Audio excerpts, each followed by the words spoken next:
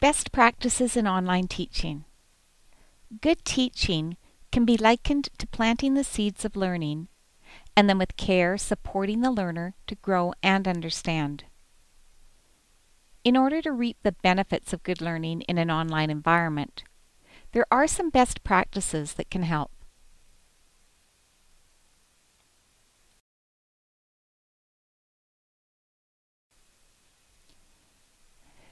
The National Standards for Quality Online Teaching suggests that the online teacher knows and understands techniques to create an environment that will engage, welcome, and reach each individual learner.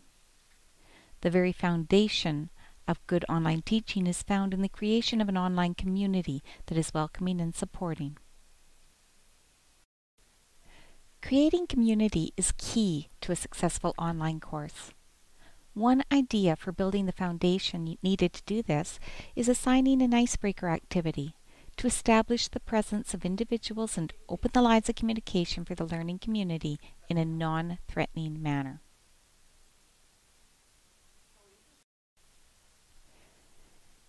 One version of an icebreaker activity that I have used is based on Derek Jamola's Truth and Lies activity, and it looks like this. Students have an opportunity to share some of their information with others, and the guessing game makes learning about others quite fun. It really gets people interacting as they guess and respond to guesses.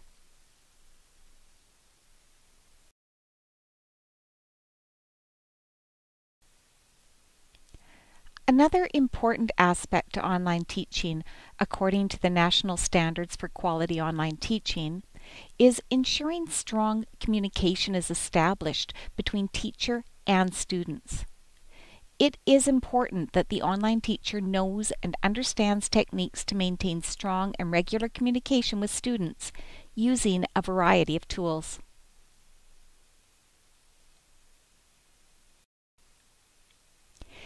In my courses, I use the Moodle message tool to send out regular messages like this one and reminders to my students.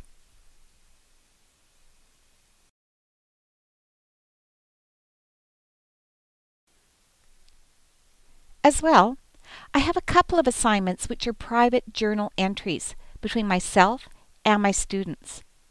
This gives me an opportunity to create a personal connection with each of my students in a very safe environment.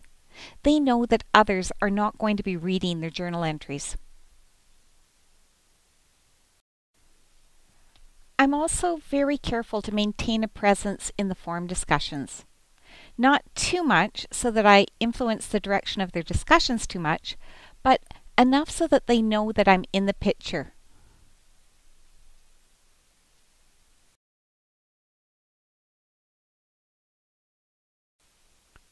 Finally, I always try to respond to my emails and messages in a very timely way. If a student needs additional information, I want to get it to them when they need it.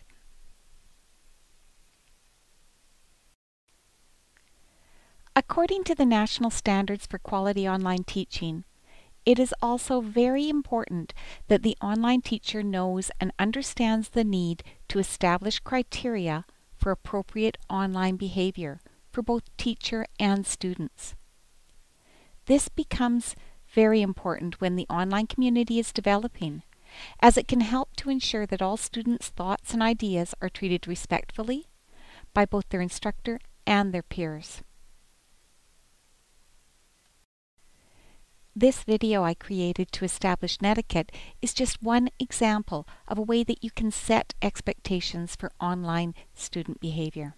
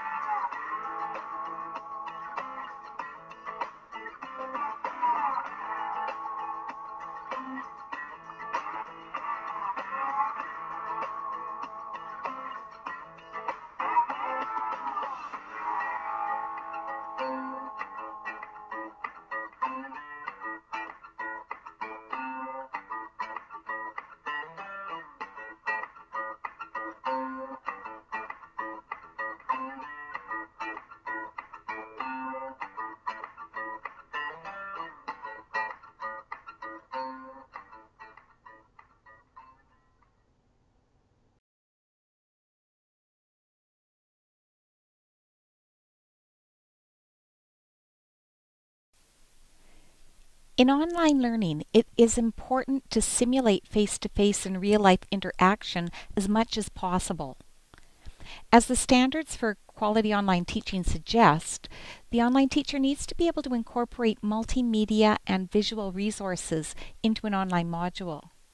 This means reducing reliance upon text-based web pages and using a variety of tools to create presentation diversity in a course. There are so many tools available. One example of a tool that has a lot of flexibility is Prezi. The Prezi that I used for this presentation shows how it can incorporate voice, video, images, and text to create a really interesting display.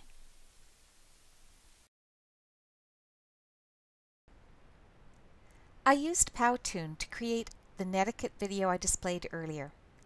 Powtoon is a powerful tool that allows you to create video presentations using templates or from scratch.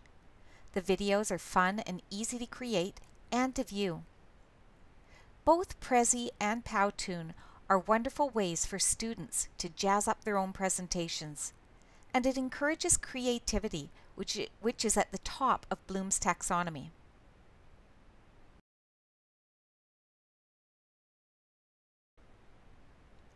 Other tools like VoiceThread encourage interaction and collaboration in a course. In VoiceThread, you can load images and video and narrate to share information or a story. When others watch it, they can add their own comments and ideas with voice, text, and images. It is this collaborative aspect of VoiceThread that is so exciting for educators, as the exposure to a variety of ideas from peers, as well as the extension of ideas through questions and comments, helps students to move up to the higher level thinking skills of Bloom's taxonomy.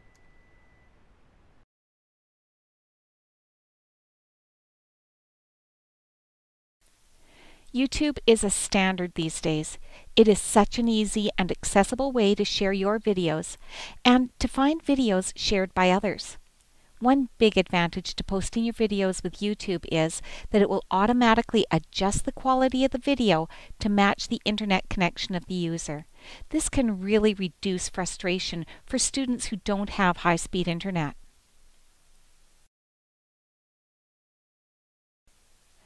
I've shared some of the best practices for online teaching with you today. The strategies and samples that I've shown barely scratch the surface of this new and exciting area of teaching. Like traditional teaching, online teaching gets its life from the imagination and the enthusiasm of its educators. Have fun with it. Here are my references.